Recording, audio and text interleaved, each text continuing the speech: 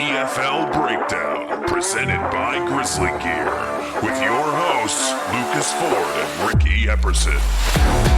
Hello everyone, and welcome back to the DFL Breakdown, the number one cartoon side character themed, league-specific, weekly fantasy football podcast in the world. I'm back. It's another early morning recording for me. Sorry I couldn't stay up last night and get you, Ricky, in this one. But in any case, we still got some fantasy football to break down. We had a monster week for a few players, a disappointing week for a few more, and some action to go around in the DFL here. Things are heating up. We only got a few weeks left in the regular season. 4, if I count correctly. Week 11, we got week 12, 13, and 14 left to go here. This is the last week that we're facing somebody new.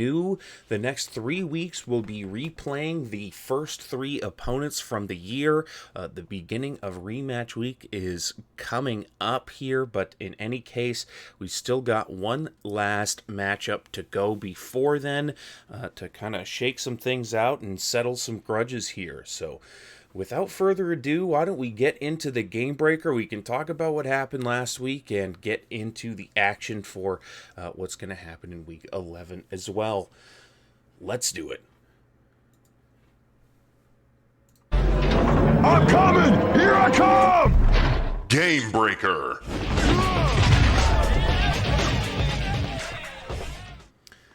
All right, anybody who watched any football this week knows who the game breaker is. It was Jonathan Taylor, 49.6 points, 3 touchdowns on the day, just single-handedly carrying the Colts to a victory in that game versus the Falcons. Good defense, bad defense, great defense, terrible defense. It doesn't matter for Jonathan Taylor. He's just been getting it done, blowing the doors off of it this year, and Alex has been benefiting in a huge way. He also had Matt Stafford, who was the best quarterback, started on the week here, and that led him to an 182.8 point performance like you're seeing at the top here. Just a great week for the 69ers, led by Jonathan Taylor and Matt Stafford. Quick note, you can see that I absolutely blew it this week. Didn't even get to 100 points, so that was definitely disappointing. But in any case, this is where we're at. We'll get to it and talk about it when we get to my matchup here. So let's go ahead and get to the score summary. We can talk about Alex's matchup first, see how Jonathan Taylor helped him bring home a big win this week, as well as the rest of our matchups here. Let's get to it.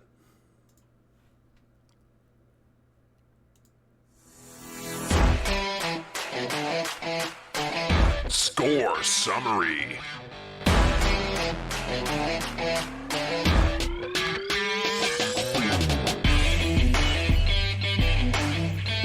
All right. It was the 69ers versus the apple-bottomed DeJeans, Corey being the unfortunate victim of this pop-off week for Alex here. Corey did have Devon Achane put up a 40-point week, which would have been a game breaker on almost any other week, but unfortunately, the rest of his team let him down here. Only 6.5 points out of DK Metcalf, 8.7 out of Justin Jefferson, only 2 out of TJ Hawkinson. Josh Downs was uninvolved. Rashad Bateman was only involved on a 2-point conversion. Just nothing special all around besides Achane and Aaron Jones, rather. It just was all bad for Corey this week. Only 115 points. Didn't hit the median, and didn't get the win. Alex, on the other hand, like we said, best score of the week, 182.8. Stafford was great. Jonathan Taylor was great. Kyron Williams was also great for him. Even got 20 points out of Breece Hall. Got 15 out of TJ Watt. A.J. Brown has still been disappointing for him, but the other guys at least carried their weight here. Big week for Alex, bringing him to 15-5. I believe he remains on top of the leaderboard, but I don't have it from memory. We'll see it when we get to the standings here, but excellent week from Alex. let's look at the Cosbys versus the El Presidente Lord Biden here. The sleepers didn't quite get there, lost by about 2 points. They did both get the median on this one. I'm double checking to make sure what it was, but yes, it was 121 points was the median, so they both just beat it here. So a good matchup between both of them, but just unfortunate for Artie to drop it here. Which is surprising, coming into the week 12-6 and Nate coming in 5-13. You'd think he was the heavy favorite, but Nate came in and as the underdog put up some big points. He got 28 from Trevion Henderson, who he traded for previously here. That was a big breakout week from Trevion Henderson. Exciting stuff for sure. Emeka Ibuka has still been great. He's bounced around a little bit, but he's here and he's going. 23.5 points for him. Darius Slayton was heavily involved in that game. Jackson Dart was making sure to target him. After Jackson Dart went out, the Giants' hopes and dreams did as well, and nothing else happened for him there, but still got some good production. Charbonnet got a touchdown. Brian Burns was great on defense. Just a lot of good stuff from Nate's team. Managed to get over the line and beat Artie in the process. Like we said, Artie did beat the median, so it wasn't a terrible week from him. He got 30 points out of Jared Goff, about 15 out of DeAndre Swift, and even almost 23 points from Nico Collins here. But another disappointing week from Garrett Wilson, trying to come back from that injury. He re-aggravated something on that there, and he's not going to be playing for the next few weeks, it looks like. He's only putting up 1 point for him there. Only got 1.5 out of Micah Parsons. Even though that was a defensive battle, it didn't really rely on Micah Parsons that much.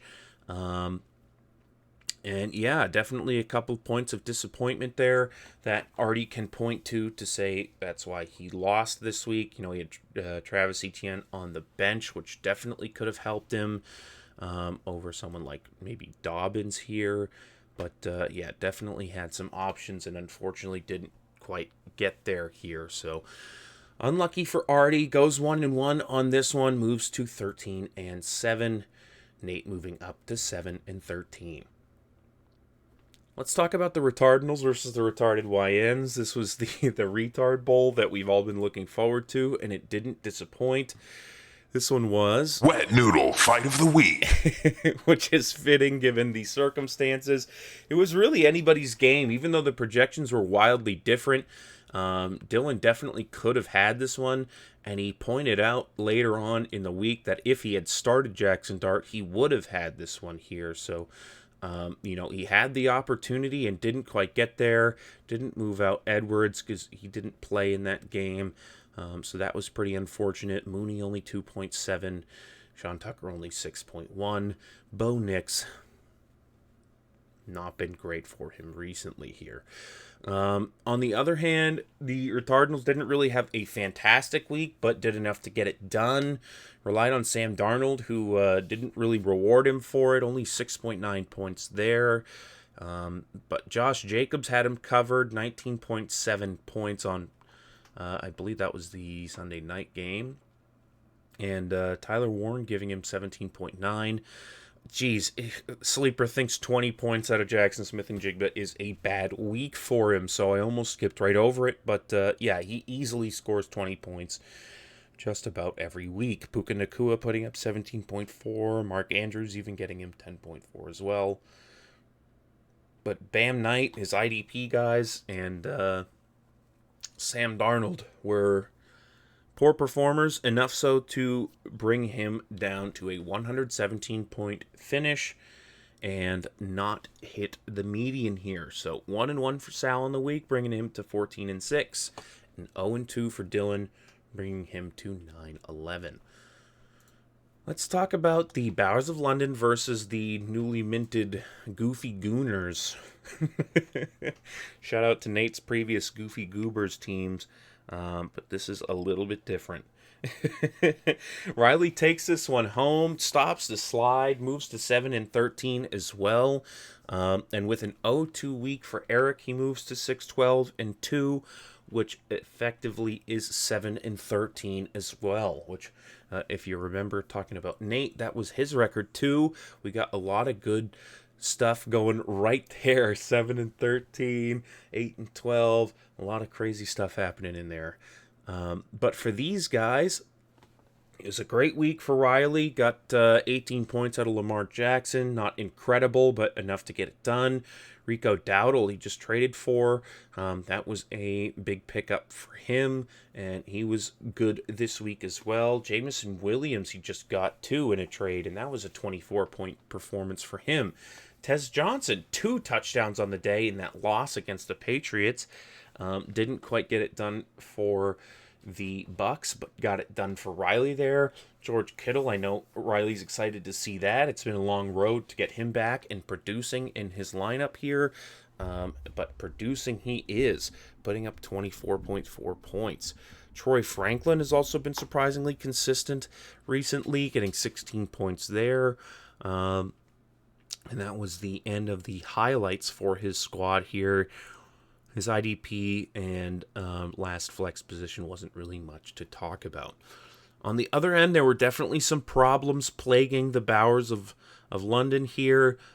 Even though Jacoby Brissett was a good spot start for him that he picked up, and Alvin Kamara had a good day. Even Drake London did fantastic. Saquon Barkley disappointing again. Michael Pittman only 3.9 points. Brock Bowers only 3.7. Gosh, this has been frustrating, huh? You get him back, 43 points, 3.7 points. It's just everything, nothing. Everything, nothing. Not much you can do there. Romeo Dobbs, only 1.5, and nothing out of DJ Moore, who also re-aggravated an injury in that game.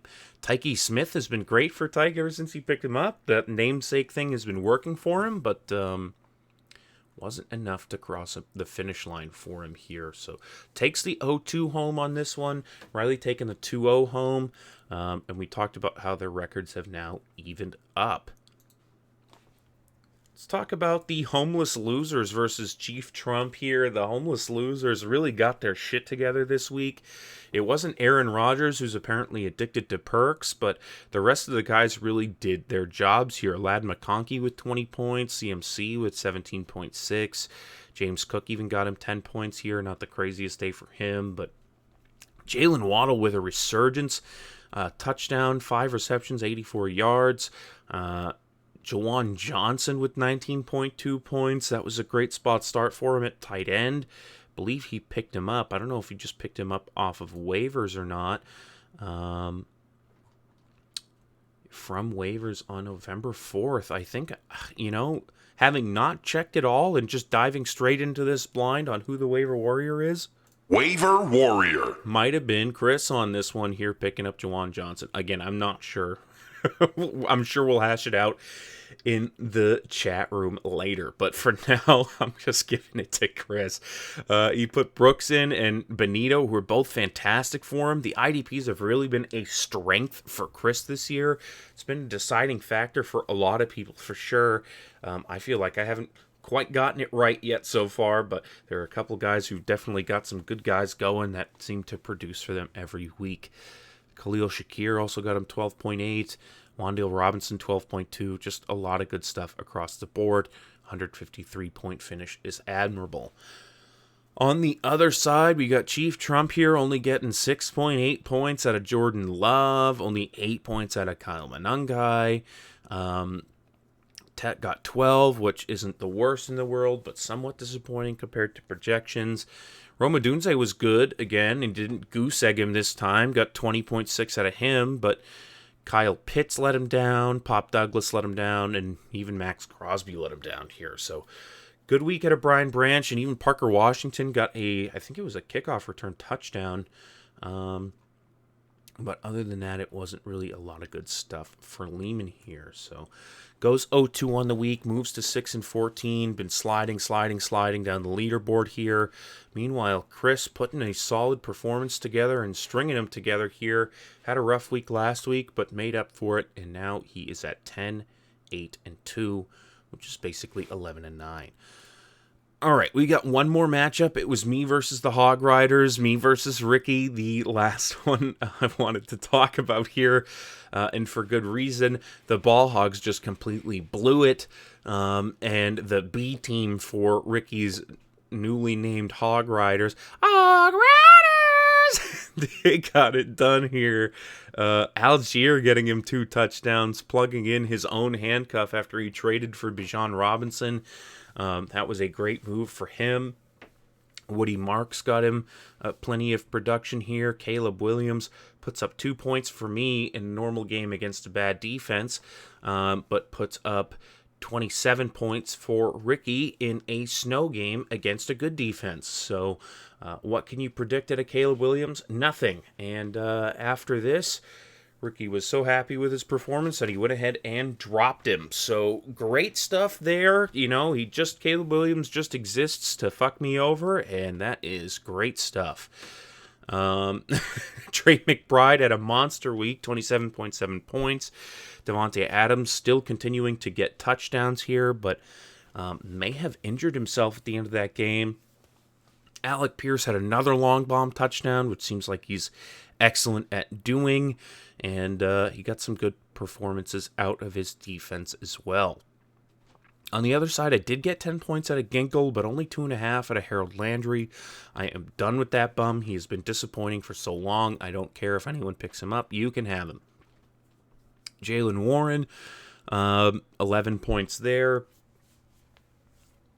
That was a decent week out of him, but other than that, and Marvin Harrison getting a touchdown, it was pretty pathetic. Josh Allen just terrible against the Dolphins. End zone pick, fumble lost, just terrible stuff out of him, which has been super disappointing. Derrick Henry only won 11.4. Not a terrible week, but you want more out of him. They brought Justice Hill in on the goal line this week for whatever reason. That was awesome. RJ Harvey, 3.8 points. Jordan Addison, 6.5. Harold Fannin, 8.4. Keenan Allen, 3.9. Just a lot of crap here. Missed my projections by about 40 points. And Ricky beat his by 40 as well. So just terrible stuff there. I was projected to win by 10. Lost by 70. Great stuff. Move down to 8-12. Ricky moves up to 13-7 off of that one. And continues to roll with the way his team has been going here. All right, let's take a brief look at the standings here and see exactly how that has shaken out for everybody. Alex did retain the top spot at 15-5. The Retardinals secure second at 14-6. We've got the Sleepers and the Hog Riders tied at 13-7. Chris and the Homeless Losers are at 11-9. Corey is in sixth at 10-10. Got to maintain that 500 record to feel good about getting in on the last seed here, and Corey is exemplifying that in number 6 at 10-10. We've got Dylan on the outside looking in, the retarded YNs at 9-11. I'm right behind them at 8-12, continuing to be in 8th place. And we've got the Goofy Gooners in 9th at 7-13. Tied at 7-13 is also El Presidente, Lord Biden, and the Bower of London. I believe Eric is actually in 9th, according to the playoff bracketing here, due to points scored, because he's also 7-13, would be above these two guys. But no matter which way you slice it, Chief Trump is bringing up the rear now. He is in 12th place at 6-14. Not quite out of it. He's got enough space left in the season to go even and could get all the way up to, that 6th spot here or even higher depending on what happens. But it's going to be tough sledding for him, and he's got to win now. All right. I did mention there were a few trades this week, and there were a few more that happened during and after the games. It was the trade deadline, so we got some trades to talk about as well in our waiver wire and trades segment. So why don't we hop right into it and see exactly what happened with some moves for these rosters as we lock it down for the rest of the year. Let's do it.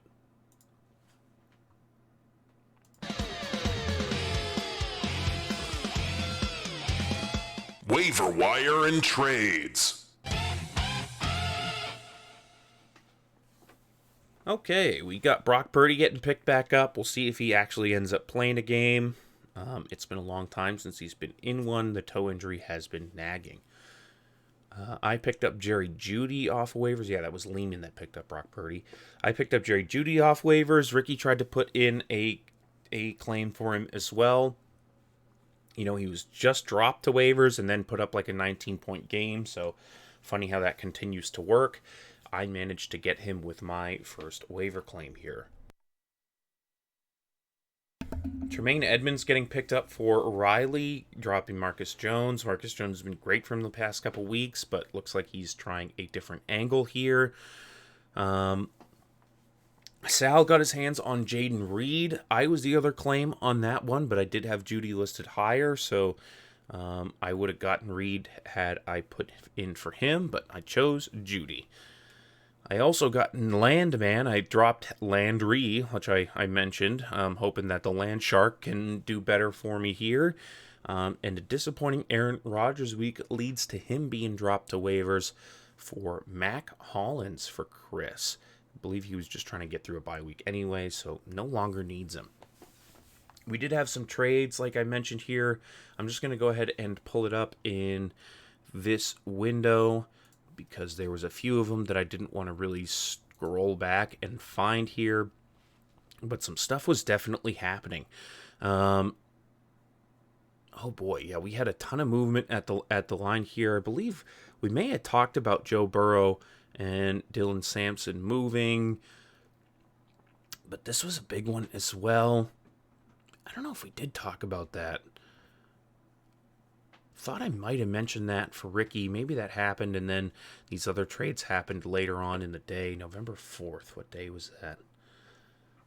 Gotta remember exactly what was happening. That was Tuesday. Yeah, so I should have known about this stuff. I probably talked about it last week if I did mention it here. But in any case, we can talk about it now. There was a CMC Brian Robinson, Matthew Golden trade to Chris and the Homeless Losers to get to get Calvin Ridley, Rico Dowdle, and Bijan Robinson over to Ricky. He wasn't finished with that, though. He flipped that over to the Goofy Gooners, who picked up the Rico Dowdle and Jameson Williams and Jordan Mason from Ricky in order to get... Oh, it was Javonte Williams and Chris Godwin there over to Ricky there. So a couple big trades there. We had Chief Trump and the Retardinals putting a transaction on the books here. Tet McMillan and Ashton Genty for Josh Jacobs. That's a pretty exciting trade. And then right before the deadline here on Monday, Riley and I put a trade through. He offered me Montgomery for Vidal late at night. I was surprised to see it. I let it sit for a little bit. I woke up in the morning, was still there, and I said, sure, I'll go ahead and take that. And I'm happy to be the last trade on the week. I feel like that worked out for me, but we will see. So a bunch of good trades here, a bunch of big names moving around, a bunch of teams getting shuffled up, and we'll see if that ends up changing anything for the rest of the season here. All right, we talked about the waivers. We talked about the trades that we made here. Let's go ahead and get into the projection preview, and we can talk about Week 11 in the Dome. Let's do it.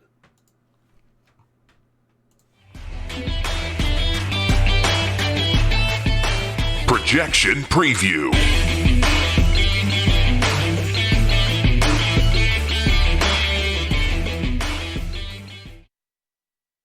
All right, we finished with the Ballhogs. Let's go ahead and start with the Ballhogs for Week 11.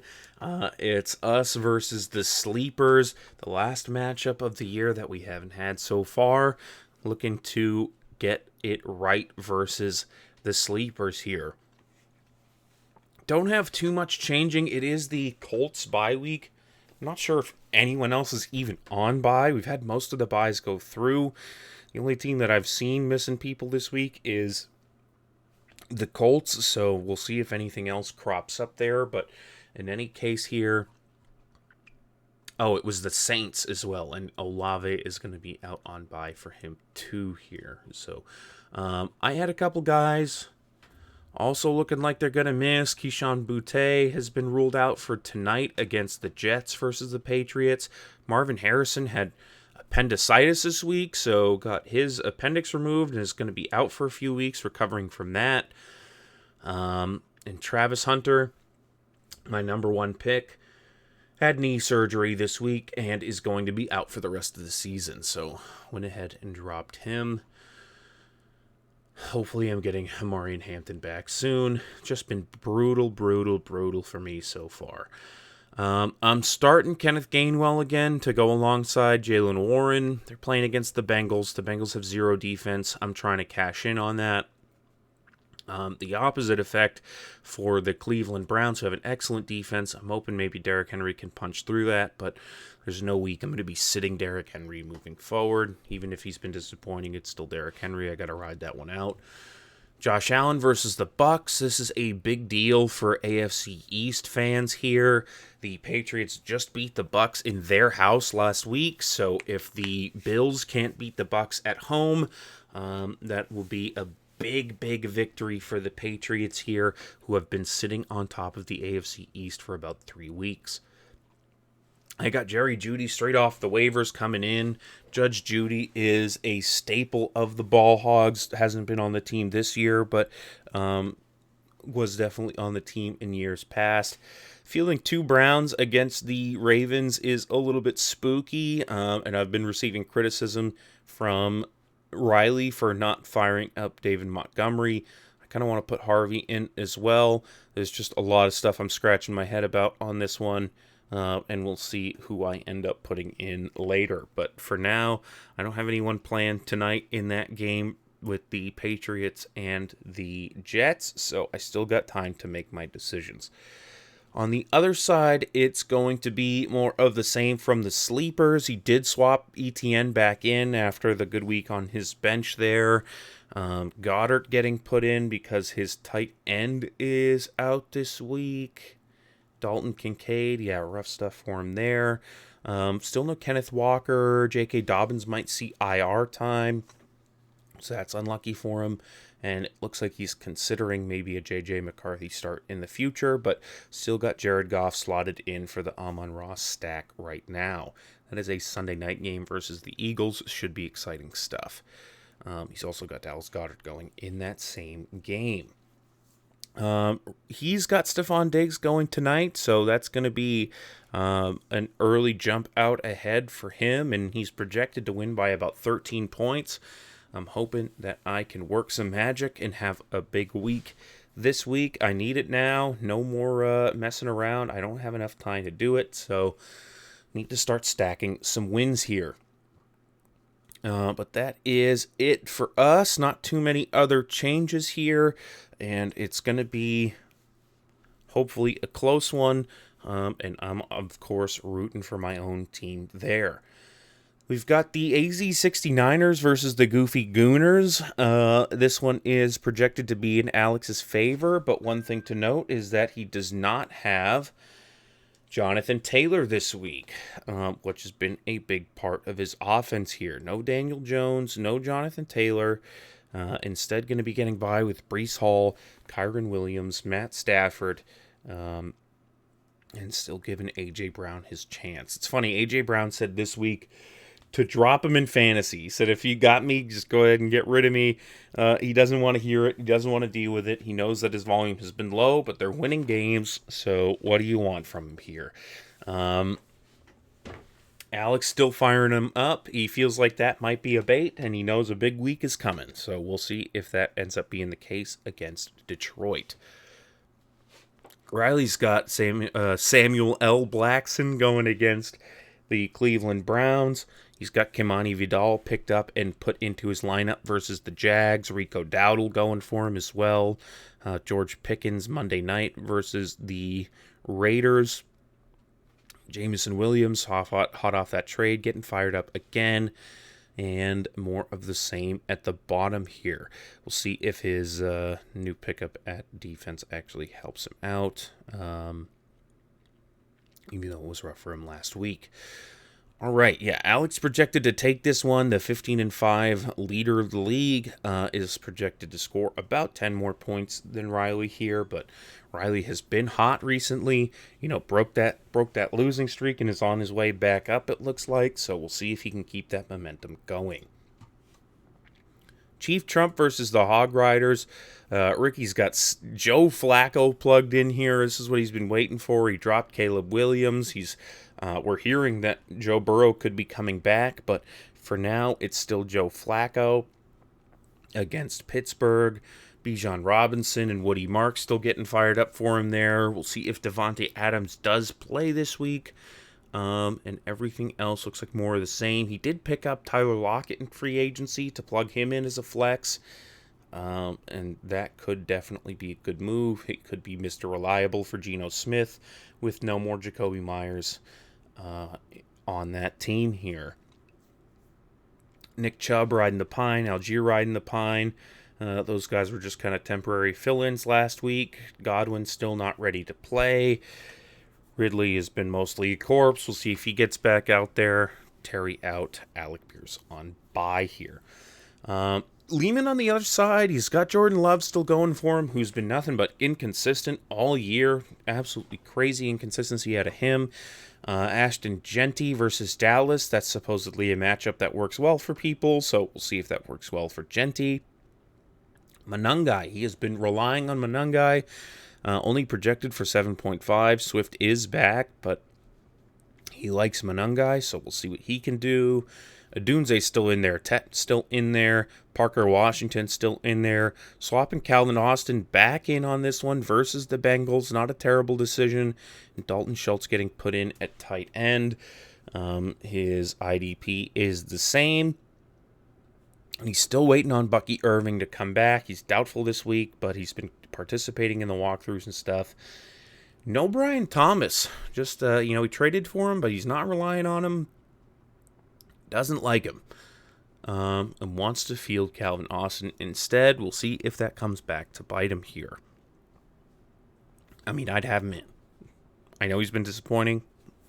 It's Brian Thomas. I'd have him in. But projected to lose by 22 points. I don't think it's going to be that inaccurate. I think Ricky's going to take this one, but stranger things have happened. Let's talk about the DeJeans versus the Bidens real quick. It's Corey versus Nate. Drake May versus Jalen Hurts. Drake May playing tonight, like we mentioned. Devon Achane is playing I believe it's the Madrid game this week. The Commanders versus the Dolphins in Madrid. That should be an absolute shit show. But Devon Achane seems to shine in those shit show situations. So we'll see if he can do it again this week. Travion Henderson on the other side is going tonight with Drake May, like we mentioned, in that Patriots versus Jets game, which is projected to be an absolute blowout. But so was the Bills versus the Dolphins last week, and they lost. So hopefully this isn't a trap game for the Patriots. Aaron Jones versus Chase Brown should be pretty even in the projections there. On their RB2 slot, we got DK Metcalf against Emeka Egbuka, where it's giving Egbuka the edge, but on the other hand, they're giving Jefferson the edge over Rice. So this is kind of all evened out in their wide receiver 1 and 2 slot. Corey still has Josh Downs in his lineup, hasn't quite checked it and filled it out yet, so some changes are definitely coming. I would assume Rashid Shaheed gets plugged back in. We might also see Travis Kelce get plugged back in over the poor-performing Hawkinson. So I would assume that Corey's projections will get closer on this one. If he puts his optimal lineup in, I believe he will be favored. He's also the better of the two teams in terms of record, so I would hand him the advantage on this one, however slight, despite the way the projections look right now. I don't think any changes are coming for Nate. He did take Charbonnet out, who was in last week, so it looks like he's definitely made his adjustments, and he's hoping that he can get the win with the guys that he's got here now.